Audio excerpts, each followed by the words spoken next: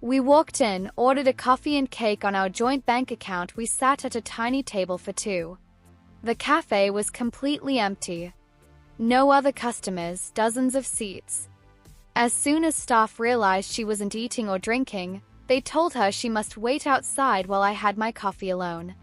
She was made to leave the cafe entirely and stand outside, watching me through the window while I sat there alone like a weird dystopian scene or comedy sketch. My wife didn't have anything because she has allergies and they offered nothing for her, but I imagine there must be plenty of reasons one half of a couple might not have anything: diet, fasting, full, etc. The staff member said it doesn't matter if she paid for half of my order since we have a joint bank account, and that she must be consuming it. It was so ridiculous it became funny, but actually once you think about it, it was humiliating.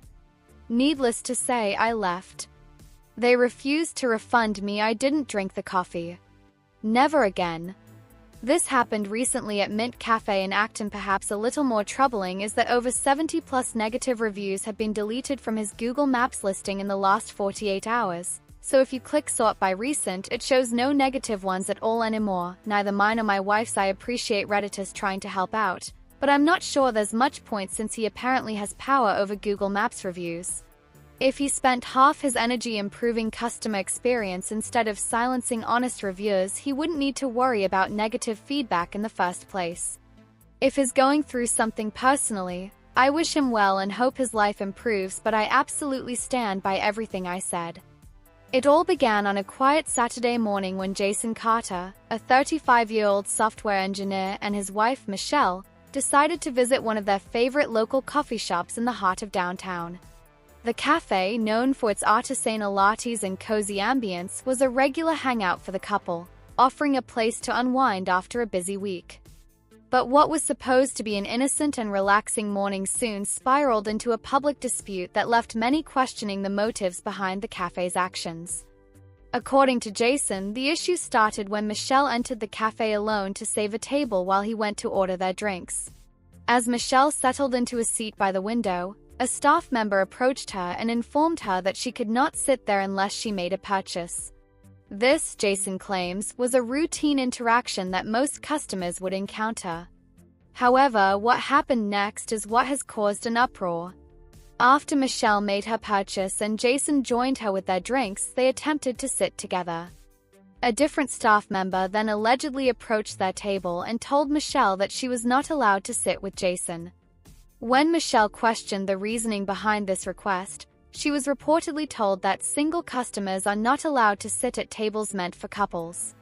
At first, I thought it was a joke, Jason recalls. But when they started getting more insistent and rude, I realized something was seriously wrong. Michelle had made a purchase, we were paying customers, and we weren't breaking any rules. Despite the couple's attempts to reason with the staff, the situation quickly escalated. The staff reportedly insisted that Michelle leave the coffee shop and refused to allow her to remain seated with her husband. According to Jason, a manager was called in, but the response remained unchanged. "She's not allowed to sit here. If you two want to sit together, she'll have to leave," the manager allegedly told them.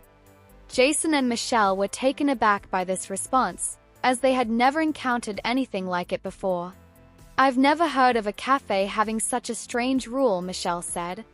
"We've been coming here for months, and this was the first time something like this happened." I was shocked, honestly. In the days following the incident, Jason and Michelle shared their experience on social media, which quickly went viral. The cafe's official social media pages were inundated with comments from customers expressing their shock and anger.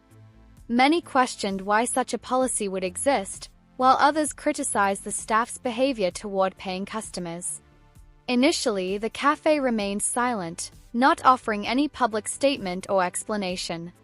However, after a storm of negative press, the management finally released a statement to the local news. In it, the cafe apologized for the misunderstanding and claimed that the incident was the result of a miscommunication between staff members. "We strive to create a welcoming environment for all of our customers," the statement read. The situation with Mr. and Mrs. Carter was an unfortunate incident, and we deeply regret that it occurred. Our intention was never to make anyone feel unwelcome.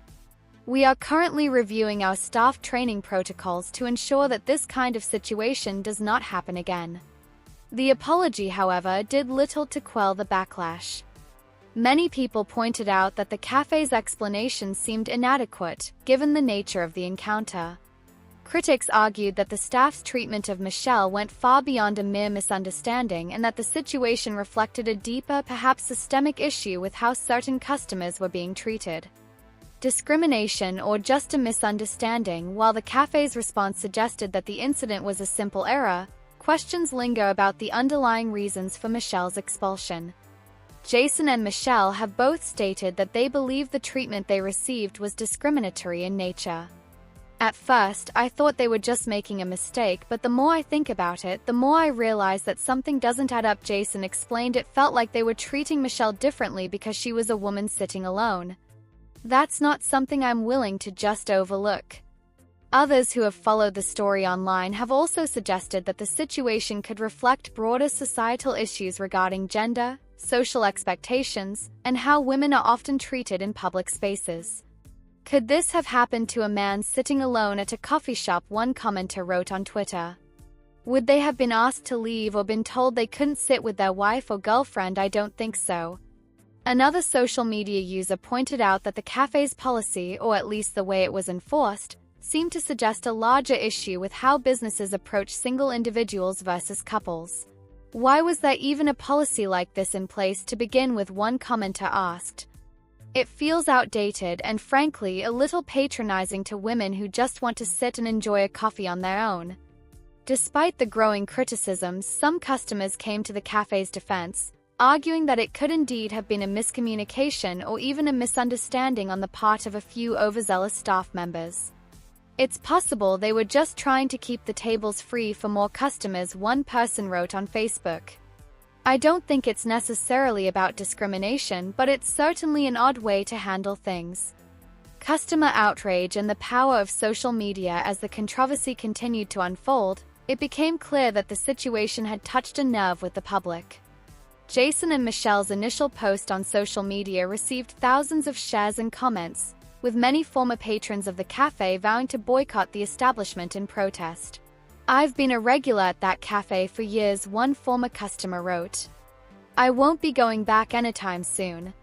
It's not about the coffee, it's about how they treated someone, and that's just wrong. The incident also sparked a larger conversation about the role of social media in holding businesses accountable for their actions in the past. A situation like this might have been confined to word of mouth or local news, but today customers have the power to amplify their voices, shining a spotlight on problematic behavior. This is a perfect example of how social media can hold businesses accountable, Jason said. We weren't looking for fame or attention, but we had to speak up because what happened was so unfair. The broader implications. While the specific details of this incident are unique to this particular coffee shop, it raises broader questions about public spaces, business practices, and customer treatment. As society becomes more aware of issues related to inclusion, equity, and respect, businesses are increasingly under scrutiny to ensure that their policies and practices align with these values. In a world where gender norms and expectations are being actively challenged, this incident serves as a reminder that there is still work to be done to create truly inclusive and welcoming environments for all customers, regardless of gender, marital status, or any other factor. As for Jason and Michelle, they have both expressed their disappointment with the way the situation was handled. We're not asking for any special treatment, Michelle said. We just wanted to enjoy our coffee like everyone else. It's frustrating that something so simple turned into such a mess. While the cafe's future remains uncertain, one thing is clear: this controversy has sparked important conversations about fairness, customer rights, and how businesses should treat all patrons with respect. For now, the couple is continuing to share their story, hoping that their experience will help bring about change not just for themselves, but for anyone who has ever been unfairly treated in a public space. As Jason put it, no one should feel like they don't belong just because of who they are or where they choose to sit.